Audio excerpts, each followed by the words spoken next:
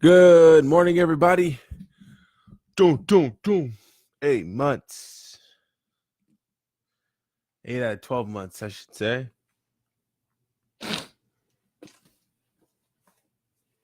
240 days of greatness.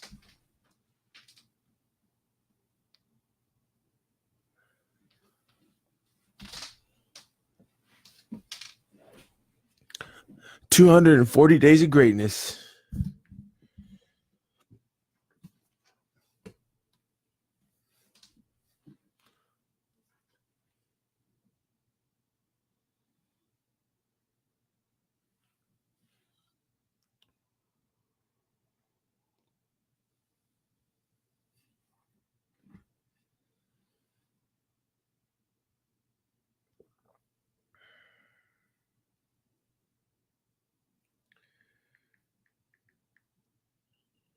Yeah.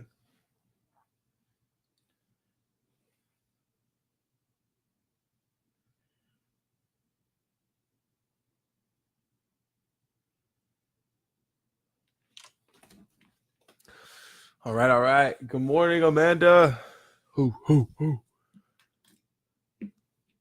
All right, let's get into this meditation routine so we can begin our wonderful, glorious day.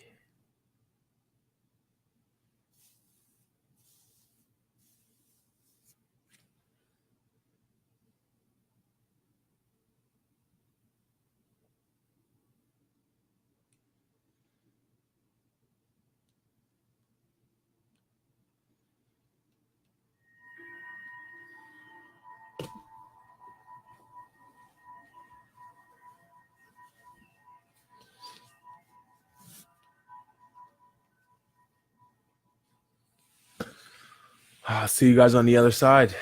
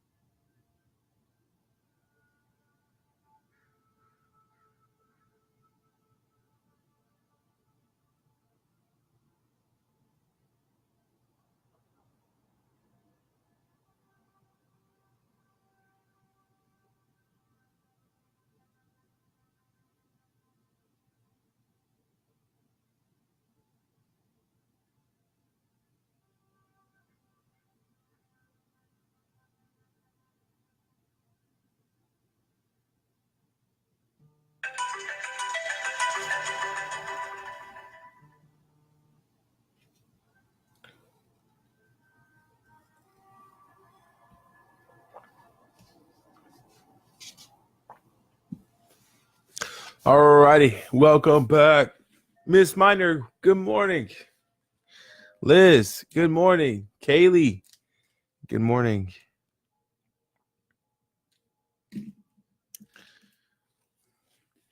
Hey, Kaylee, how's it going? Happy day. Annie, good morning. All right, so we just finished our meditation routine. We're going to get into our reading routine here. I will see you guys on the other side.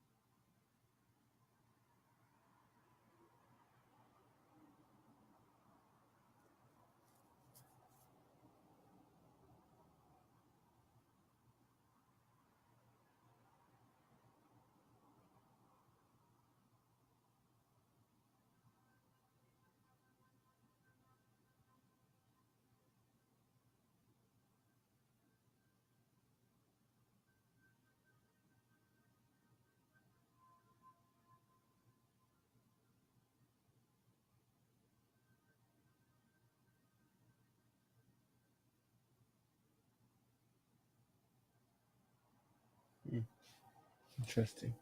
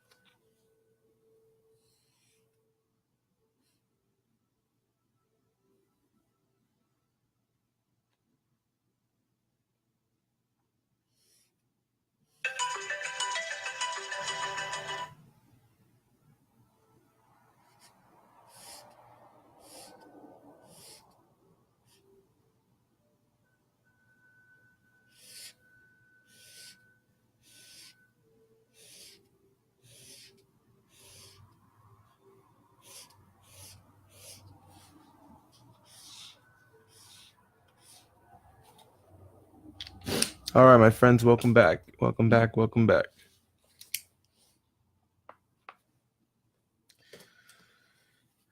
We're in for a good, lovely treat today. We have a lot of reading, good material to discuss.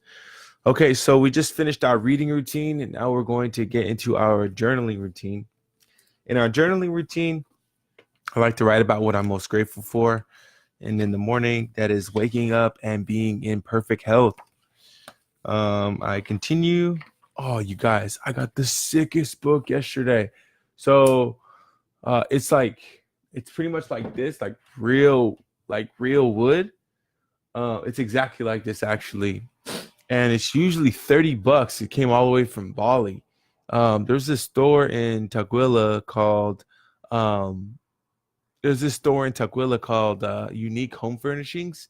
Long story short, they're closing, and these books are awesome. They're like journals. They have like two sizes. They have one like this size of a book. They have another one like this size. Yeah, maybe not as big as this, but very close. And they're only $12. They used to be $30. And then the smaller one is only $10. And the paper on the inside is actually handmade. Like they make it on really big sheets. They take like compressed like stuff, and then they mix it all together like mush, and then they lay it over these. They lay it out, and then make sheets. And so the paper is like recycled, like paper, handmade paper. Everything in the store is handmade. I bought a few chairs from there, and it is just absolutely phenomenal. So unique home furnishings in Tukwila. It's pretty awesome. They're closing. They only have 2 weeks left. So if you're thinking about going there and getting some furniture, really good option. So anyway, when it comes to journaling, I like to write about yesterday's events, anything I'm grateful for, anything I wish to manifest moving forward. I write those things down. I document in my journal, and it's just a good way to track your journey. So if you have any questions about that, let me know, and I'll see you guys on the other side.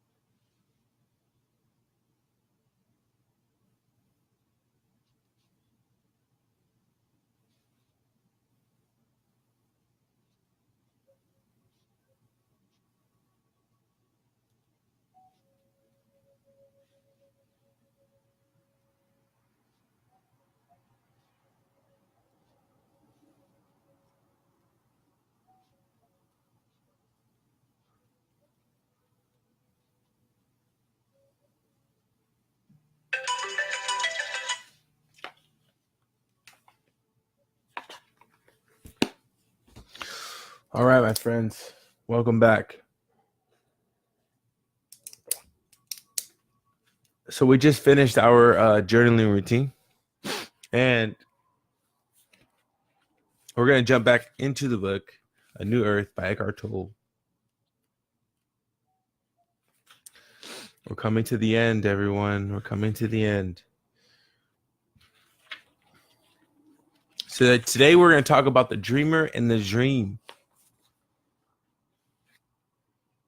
Non-resistance is the key power to non-resistance is the key to the greatest power in the universe. Through it, consciousness, spirit, is freed from its imprisonment in form. Inner non-resistance to form, whatever is or happens, is a denial of the absolute reality of form. Resistance makes the world and the things of the world appear more real, more solid, and more lasting than they are, including your own form identity, the ego.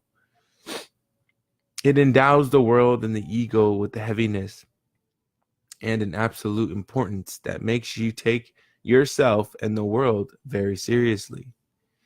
The play of form is then misperceived as a struggle for survival, and when that is your perception, it becomes your reality. When we wake up in the morning, the night's dream dissolves and we say, "Oh, it was only a dream. It wasn't real, but something in the dream must have been real, otherwise it could not be." When death approaches, we may look back on our life and wonder if it is just another dream.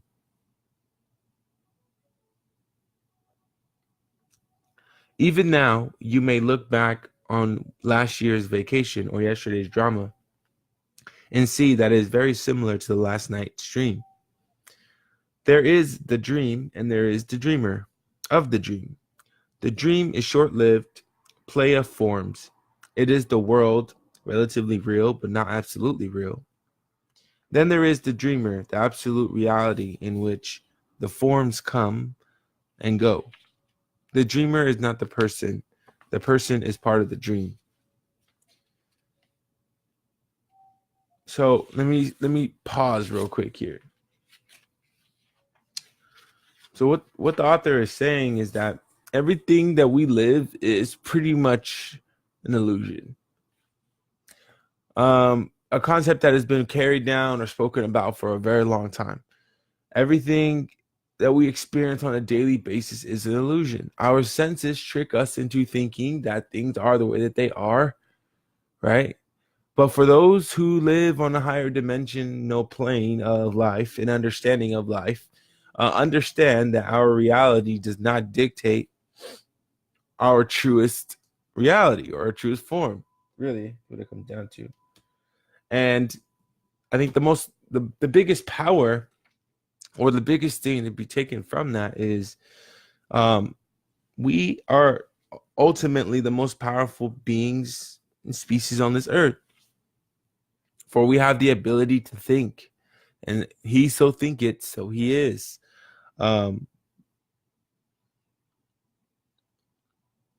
Similar to a dream, when we have dreams, we wake up from dreams.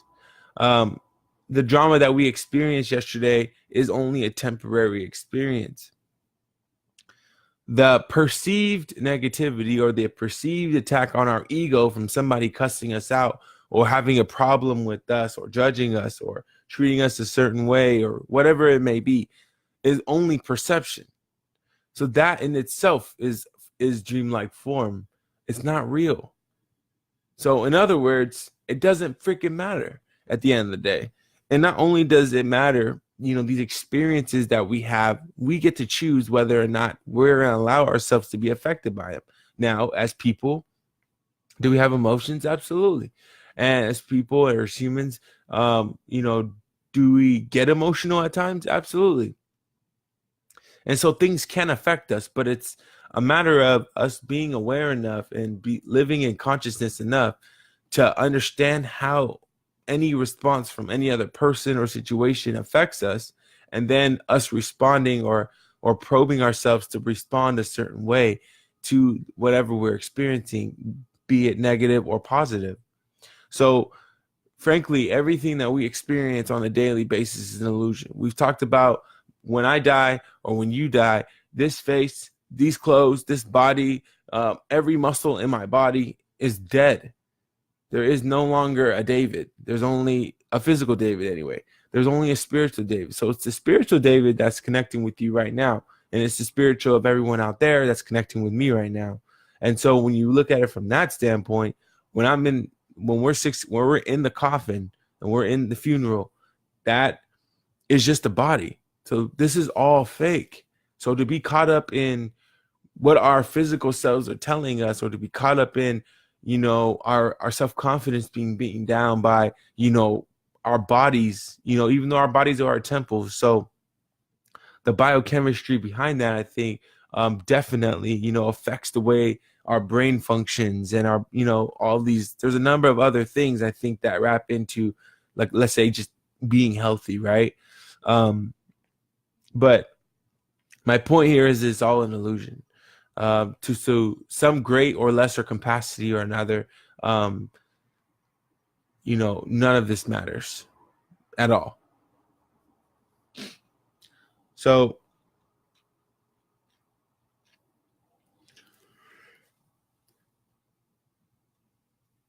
excuse me. So there is a dream, and there is a dreamer of the dream. The dreamer is short-lived and play of forms. Then there is the dreamer, the absolute reality in which the form comes and goes. Okay, so to awaken the dream, no, the dreamer is a substratum in which the dream appears, that which makes the dream possible. It is the absolute behind the relative, the timeless behind time, the consciousness in and behind form. The dreamer is consciousness itself, who you are. To awaken with the dream is one's purpose now, is our purpose now.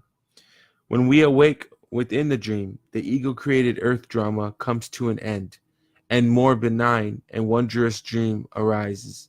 This is a new earth, which is the whole point of the book. Second revelation of the book, to name a certain awakening or enlightenment process as a new earth. So the moment that we wake up in the middle of this dream of, oh my gosh, this life is so hard. Oh my God, I have so many bills. Oh my God, $20,000 is a lot of money. Oh my God, I'm a bad person because I did this. Oh my God, because I did this, or I did that, or I did this, or I did that. Or, oh my God, I made so much money last year. I am so awesome. Oh my God, my relationship is really healthy and I can't wait to get married. Oh my, whatever it is, positive or negative, the moment that you wake up from it, because ego attaches to both positive and negative reality outcomes. The moment that you wake up from it, the moment that you are able to take your life to a level that only you can imagine. That only you can imagine. And I say that because some people can't see it for you because they can't see it for themselves. So at the end of the day, your biggest cheerleader is yourself.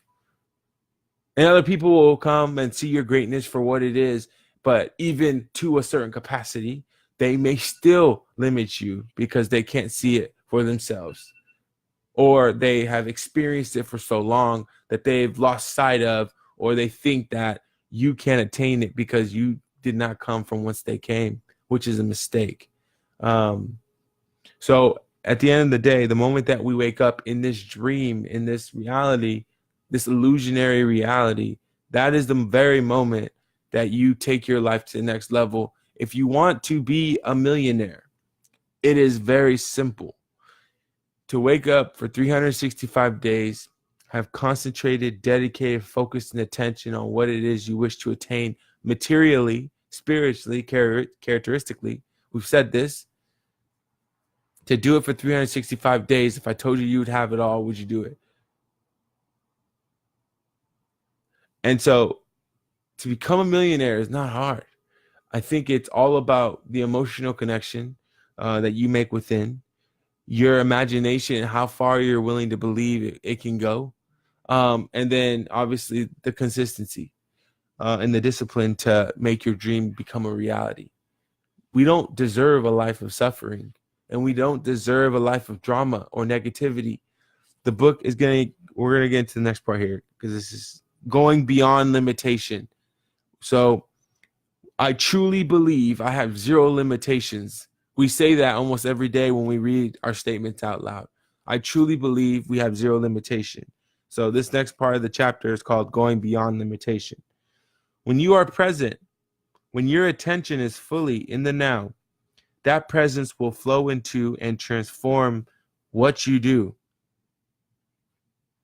Statement, side note, it doesn't matter what you choose to do. You could become successful, however you define it, in any possible way or in anything that you choose to put your mind to. If you want to be the greatest of all time at painting, then you can do that. If you want to be like Vince Van Gogh, you can do that. If you want to be the greatest music producer of all time, you can do that.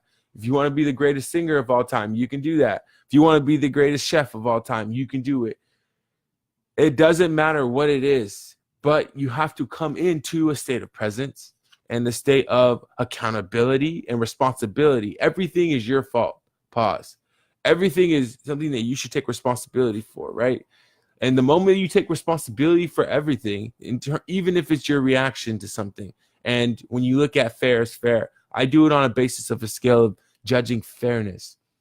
Logically speaking, if somebody mistreats me for no reason, is that fair? No. So that warrants something inside of me to do two things: either walk away because it's not worth my energy or time to even address it, or simply address it. And when you address it, it's not addressing it like I'm going to attack your ego because you just attacked mine. No, you're responding in a way of love to understand exactly how it is what that person is saying is fair. Your ear, once trained and continuously trained on a daily when you're working on your auto suggestion box, which just means we learned that in the Think and Grow Rich. I think it was Think and Grow Rich or Four Disciplines of Execution. The constant bombardment of positive material that changes the filter in which you look at life. So when you change that filter to always a positive response, when you hear people and when you ask that next question and you hear where their come from is, which is pure hatred or anger or negativity, then you know that's not a conversation you want to even entertain. But if they come to some type of light because of the way you ask the question, now they're going to come into a state of realization. In essence, you're helping them and you're helping yourself, which is kind of an ego-driven, motive. But you're helping them come into the light by responding to them in a positive way, even though the energy they're exerting or outputting is negative. When you are present, when your attention is fully in the now, that presence will flow into and transform what you do. There will be quality and power in it.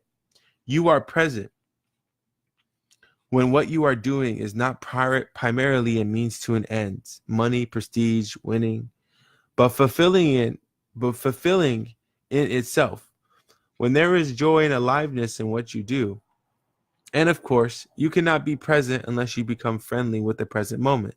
That is the basis for effective action, uncontaminated by negativity. So exactly that explanation I just said, that's the exact words, uncontaminated by negativity. So when you're living a present life, you feel people's energy more, even more. You see and feel your own energy even more. And that's very important to keeping your sanity for the most part. Form means limitation. We are here not only to experience limitation, but also to grow in consciousness by going beyond limitation. I believe I have zero limitations. Some limitations can be overcome on an external level. I can be the best real estate agent of all time, right? Oh, who says that? There may be other limitations in your life that you have to learn to live with. I could be the greatest basketball player of all time. What's the limitation behind that? I don't really know if there's a limitation, but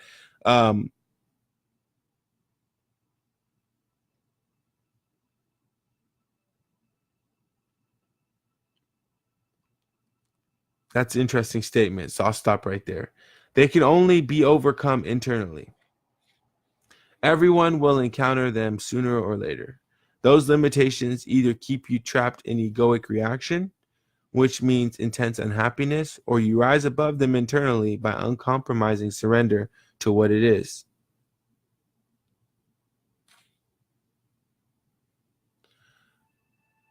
Okay, so very interesting. Complex thinking thought here. Those limitations either keep you trapped in egoic reaction, which means intense unhappiness. So, if you recognize some type of limitation on a certain level, whatever it may be, you have two options. You either can accept it, but not compromise who you are, your confidence, what everything you come from, but just accept it, right? I'm not saying accept who that is. I'm not saying if you have a limitation and that limitation would potentially define you as X, you accept that, right? But you don't accept the definition part of it. You see what I'm saying? So there may be some limitations that we can overcome, but at the end of the day, we choose what we want to be great at. We could be the greatest of all time at everything that we choose to do, right? But to be the greatest at something means that you have to put time into it, I believe. And you can also manifest opportunities that can, help you understand or get to the answers quicker in whatever it is you're trying to be the professional at or be the best at.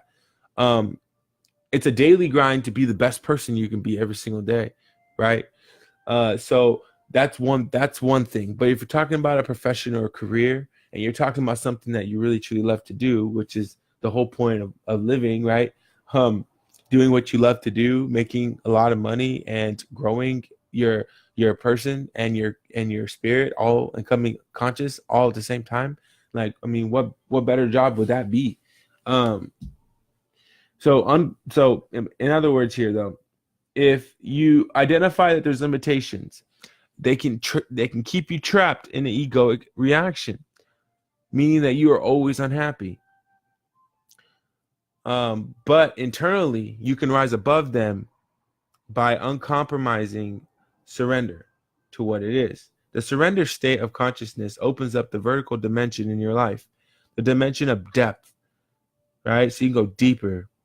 Something will then come forth from that dimension into this world, something of infinite value that otherwise would have remained unmanifested.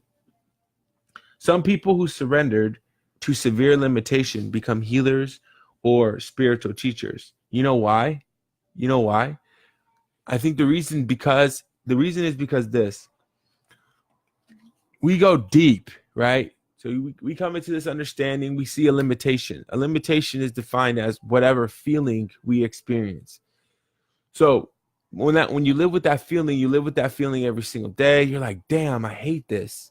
And then you're like, you know what? I'm going to align with this energy, with the now. The now is telling me I need to feel this way. So I'm going to accept that feeling, but I'm not going to allow it to define who I am. I am who I know I am, which is X, this person. Now, when you come into that state of acceptance, of presence, you then can go deeper to understanding who you are as a person, because there's no long, it's like limitation, boom, and then you go back up. So you stay up here in the surface, in the mind and the ego, right? You stay up here. So, but once you accept, it's like this door opens and then you go to another level. And then that next level, boom, you hit a ceiling again or a floor. And then when you accept and you live in the now, you don't allow it to define you. So you still keep your understanding of who you are. Then that level or that door opens again and you drop deeper. So when you're able to do that and still find peace in who you are, you then can help other people come into that same realization. And when that happens, now you have energy. So, I mean, this is an easy visualization for me. Now, every time you break a layer, now there's a lot of layers, right? Every time you break a layer and you define yourself more strongly through these things, it's like there's a huge pond of infinite pond of energy that lies beneath you. And this power now starts feeding into your bucket of who you are. And then all of this power gets translated. Once you have a thought, once you have a dream, once you have imagination, then you blow the lid off. Everything about your life explodes. Everything about your life explodes because you are breaking barriers every single day. And the beautiful thing about it is every time you successfully break a barrier, or you get to a point where you know instinctively that you have zero limitations. I don't care if you're 80. I don't care if you're 5. It doesn't matter. Zero limitations. The best days are ahead of you always, right? So that's a really good explanation of going beyond limitation, and being one. And that's the reason why people who take the time to get to know who they are become spiritual teachers, because they can lead people because they've been through it, they've experienced it. The surrender state of consciousness opens up a vertical dimension. Never forget that. So the joy of being. Now, the book talks about when the author was studying at Cambridge, I think in London, Cambridge University. He had lunch with a couple of his classmates every single day. And one day he was having lunch and he looked over and he seen a gentleman in a wheelchair who was paralyzed and he couldn't eat. So he had somebody feeding him, and then the food that he was eating was mostly coming out of his mouth, and there was somebody else who was holding a plate right under his chin. And he only had around 5 years to live. And so the author looks over at him and makes the observation and then asks everybody, say, hey, do you guys know who that is? And they're like, yeah, of course we know who he is. He's a math professor here. And then some days go by and the author he's going out of the cafeteria, and this other gentleman is rolling into the cafeteria with his wheelchair. And he catches eyes with him, right? So they catch eyes, and it's almost like he looks into his spirit and he can see like that person has no unhappiness within him. Like he is present in his being, right? He has a joy of just being. Several years later, he's reading a newspaper. The author is reading a newspaper and he sees this person on the front of the newspaper for being named the greatest physicist of all time, Stephen Hawking. And so the point here is despite his state, at least described in this context of this story, despite Stephen Hawking's state of being, where you can't even eat without food falling out of your mouth, right? Having multiple people help you eat. There's still an abundance of joy. There was still a limitless mindset that gentleman had that allowed him to achieve and be the best in the world at what he did. The next section of the chapter to end is the joy of being. Check, this is good language. Unhappiness or negativity is a disease on our planet. Unhappiness or negativity is a disease on our planet. And we all, my friends, are the vaccine. What pollution is to the outer level is negativity on the inner.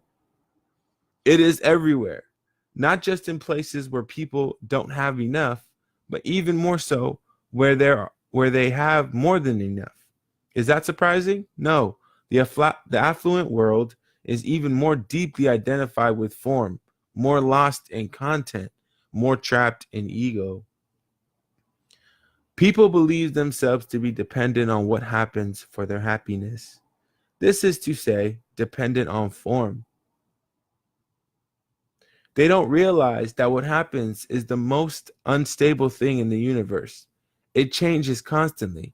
They look upon the present moment as either marred by something that has happened and shouldn't have, or as deficient because of something that has not happened but should have. So this idea that You have to wait for the perfect time to you have to wait for the perfect time to get married. You have to wait for the perfect time to get this, or I would have been this, but this happened to me. All of those type of statements and thought processes go back to that idea that I said just a moment ago of taking responsibility. It does not have to be your reality. That does not have to be who you are defined as. You choose to be in that state of mind at this very moment. The moment you accept that is the moment your life changes forever. Period.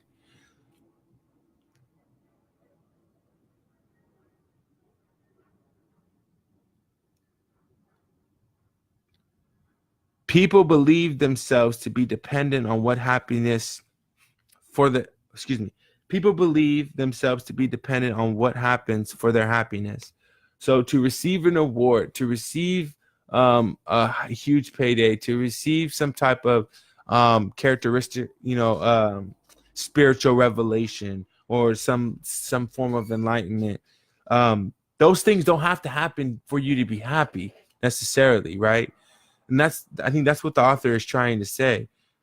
In order to find who you truly are, being happy and just being alive, like I said, stopping to smell the roses, just being able to breathe, being able to cut your arm or your leg or hurt your body, and for your body to go into a natural rehabilitative state to repair itself. The joy of having air to breathe, of having a light, to have the function of your mind to say, I want to put this down now, say it and actually put it down. That is, in my opinion, a huge joy, right? To be able to use a device that somebody else's hands or machine or somebody who's else's mind who and or machine created the machine to make this, and the stand and the books and the paper and the idea of expressing ideas through pen and then print. Like, there are so many things to be grateful for. And I think that the more we are deeply woven into that type of gratitude and the joy of just being alive, right? The joy of just being the opportunity to do whatever it is that we want, whatever we do today, the opportunity to drive on a road that's identified with road markers, that we don't, swerve to this side or that side, that creates some type of organized system, even though there's still chaos and traffic. But even within that chaos and traffic, we have the ability to learn another language, to enlighten ourselves through audio tapes, to talk to somebody on the phone through our Bluetooth. That is just the simple joy of being, and gratitude, the ability to think, the joy of being, which is the only true happiness, cannot come to you through any form, possession, achievement, person, or event, through anything that happens. The joy cannot come to you ever. It emanates from the formless dimension within you, from consciousness itself, and thus is one with who you are. Allowing the diminishment of the ego. The ego is on guard against any kind of perceived diminishment or any type of perceived self beat up or somebody attacking you, right?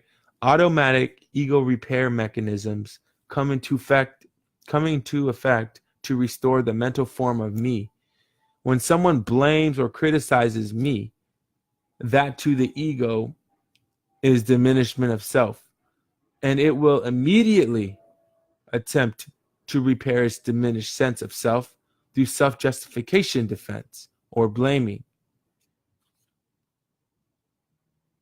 I didn't work out this week because I wasn't feeling well. Pause.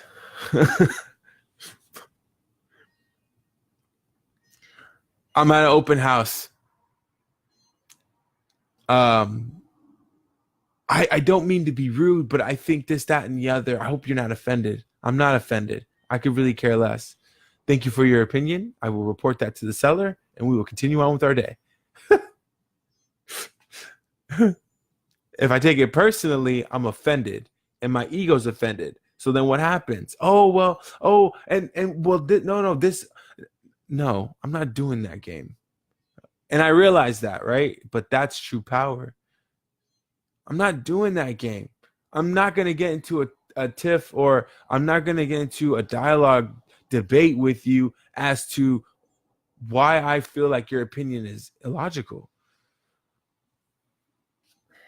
You're entitled to it. If you're condescending in your manner, okay, then the cleverness of being will have to come and respond to what you're saying.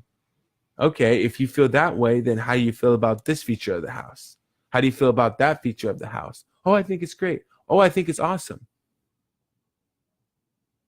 Or no, that's bad too. Or no, that's bad too. In logical sense, I'm just gauging to see where you're at, right? And then that'll tell me how deep do I go? Is this a conversation warranted, for me and for this other person? Um, allowing your ego to diminish, living a egoless life. Whether the other person is right, here we go. Exactly right here. Whether the other person is right or wrong is irrelevant to the ego. They don't care. It is much more interested in self-preservation than in the truth. This is the preservation of the psychological form of me. Even such a normal thing as shouting something back when another driver calls you an idiot is an automatic and unconscious, more importantly.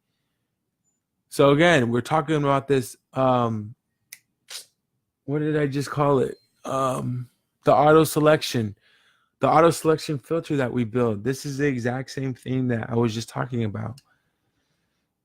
Is an automatic and unconscious ego repair mechanism. One of the most common ego repair mechanisms is anger, which causes a temporary but huge ego inflation. All repair mechanisms make perfect sense to the ego, but are actually dysfunctional.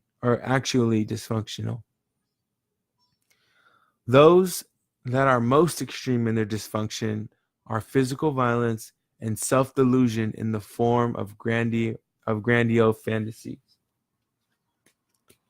And there you have it.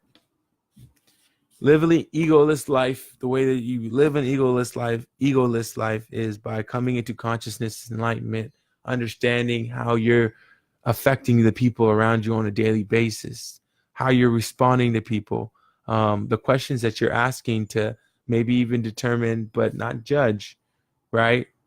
If that's a conversation that's even worth having. And it may be a little bit of tension, but setting the preface to say, hey, you're entitled to your opinion. I'm entitled to my opinion. Let's go. Let's have this conversation. And just being that, I think, mature energy. Pause. Nope, because to be mature means the other person would be immature if they don't amount to your level. Just to be an awakened energy, and an aware energy, so that we can positively connect and plug into other people on a daily basis. And more importantly, manifest a life that we all deserve, which is a life of love, constant happiness, regardless of what's going on. Death is a great thing, but it all depends on how you look at it. Period.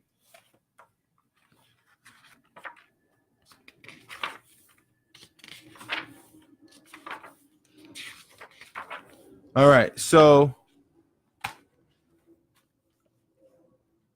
as we exit, feel free to say after me. This is my life, out loud. I am aware. I take full responsibility for my reality